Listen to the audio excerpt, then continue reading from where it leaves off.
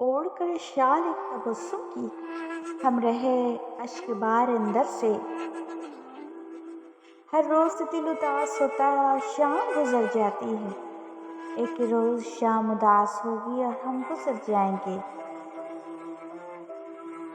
اسے للجھانا نہ سکا میرے بات کا موسم، بہت اداس لگا خال و خط سنوار کے بھی۔ ایک اداسی ہے تیرے میسج میں تجھے یاد آ رہا ہوں نا؟ چھڑا کر ہاتھ گیا وہ جب سے، میری انگلیوں کے اوپر اداس رہتے ہیں، اور ایک دکھ بھی ہم کو اندر سے کھا رہا ہے کہ ہم نہ ہوں گے مگر اداسی کھڑی رہے گی۔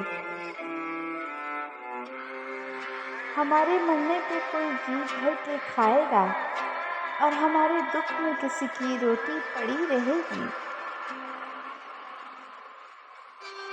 اداسی آنکھوں سے باہر آنے لگی ہے، تم اپنے اندر کا دھیان کیوں نہیں رکھتے؟ ہمارے گھر کی دیواروں پہ نہ صرف اداسی بال کھولے سو رہی ہے، آج دل کچھ یوں اداس ہے جیسے تنہا کشتی کو سمندر میں شام ہو جائے۔ دکھ درد سے صدیوں کا تعلق ہے ہمارا، آنکھوں کی اداسی ہمیں ورثے میں ملی ہے۔